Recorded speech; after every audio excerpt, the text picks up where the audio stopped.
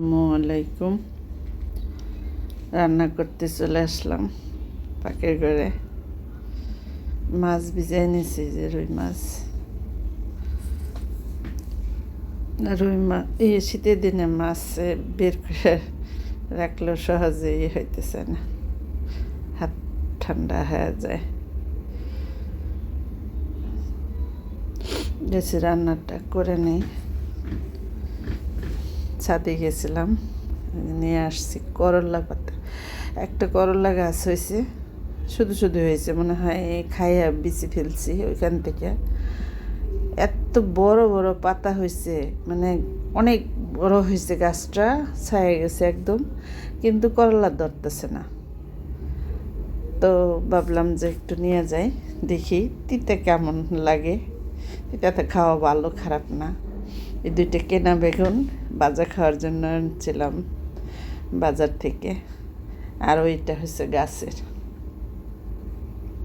ছাদে থেকে নিয়ে আসছে। তো আমি আজকে বেগুন দিয়া, আর ছোট একটা দন্দল আছে, আর হলো ওই যে ডাউল ভিজাই নিছি, ডাউল দিয়া ওই করলা পাতা দিয়ে রান্না করব। দেখছেন পাতাটা কি সুন্দর সবুজ একদম। কেমন তিতা হয় জানি না, যাক, করলা তিতা খাওয়া গেলে তিতাও খাওয়া যাবে, সমস্যা নেই। আর তিতা খাওয়া ভালো। পাতাটি দেখে লোভ লাগতেছে, তো নিয়ে আসছি নিচ থেকে 4-5টা পাতা ছিঁড়ে নিয়ে আসছি। তো আমি পেঁয়াজটা বেজে নিলাম ডাউল দিয়ে, আর এই পাতা দিয়ে রান্না করবো, করলা পাতা। পাট পাতার ঝোল খাওয়া গেলে করলা পাতা খাওয়া যাবে না কেন? খাওয়া যায় তো, সব কিছুই খাওয়া যায়, সমস্যা নেই। হলুদের গুঁড়া, ধনার গুঁড়া একটু দিয়ে দিলাম, মরিচের গুঁড়া, কাঁচামরিচ তো দিচ্ছি। আচ্ছা, কদিন ধরে আমার তরকারি শুদ্ধ আমার কাছে ঝাল লাগে, বুঝতে পারি না নাকি কি। কাঁচামরিচ আর শুকনো মরিচে আদা ওগুলো ডিব্বে রাখছিলাম, তো শক্ত হয়ে আছে। তো ডালটা আগে ভিজাই রাখছিলাম, পরে ভালো করে দিয়ে নিচ্ছি।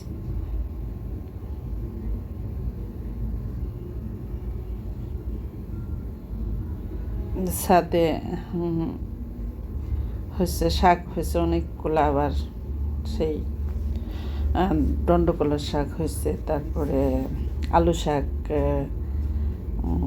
লাগাইছি, তারপরে যে ডাঁটার শাক হয়েছে একটু, তো মিষ্টি আলু শাক খাওয়া যাবে। বাজারের শাক তো খাওয়াই হচ্ছে না। আজরা বলতেছে পালং শাকও বড় হয়ে গেছে, তো বলছে পালং শাকগুলা আর 2-1 দিন যাক, তারপরে বাজার থেকে শিং মাছ নিয়ে আসা, শিং মাছ দিয়ে পালং শাক দিয়ে রান্না করবো একদিন। কারণ শিং মাছ, শোল মাছ, শিং মাছ এইসব দিয়ে ভালো লাগে, কিন্তু 2জন মানুষের খাওয়া, তো মাছ ফ্রিজে আছে, তো ওগুলা শেষ করি আগে। তো হয়ে গেল, আমি একটু শুকনায় করলাম, শীতের দিন তো হয়তো বা খাওয়া হবে না। আর এইসব শাক টাক তো আর বাসি খাওয়া যায় না। ওই তো গোটা গোটা রসুন দিয়ে দিলে আজে সব পছন্দ করে। হ্যাঁ, হচ্ছে রসুন পেঁয়াজ বেশি দিতে হবে সব তরকারির মধ্যে, বলে গোটা গোটা রসুন দিয়ে দিবা। তো এটা আমি ধুয়ে আবার একটু পানি দিয়ে দিলাম, কারণ এটার মধ্যে হলুদের গুঁড়া, ধনার গুঁড়া, মরিচের গুঁড়া, ধনার গুঁড়া, আর একটু হয়েছে দিয়ে দিলাম একটু লবণ। শুটকি রান্না করব, অনেক দিন হয়েছে শুটকি খাবো, তা সবজি খায় শেষ করা যায় না, তো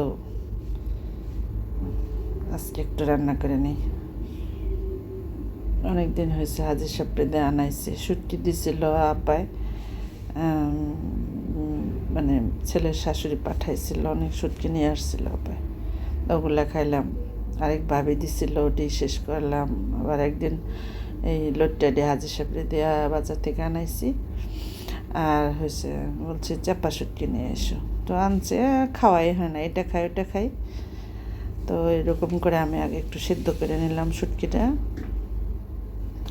এই তো সে আমার লোহার কড়াই, চিতই পিঠার কড়াইয়ের মধ্যে আমি রান্না করি, ভালো লাগে আমার কাছে। ছোটো জিনিস, ছোটো ছোটো জিনিস, যেটার মধ্যে রসুন গোটা গোটা দিয়ে দিছি, পেঁয়াজগুলো একটু মোটা করে কেটে নিছি, আর কাঁচামরিচ একটু লাল করে ভেজে নেই।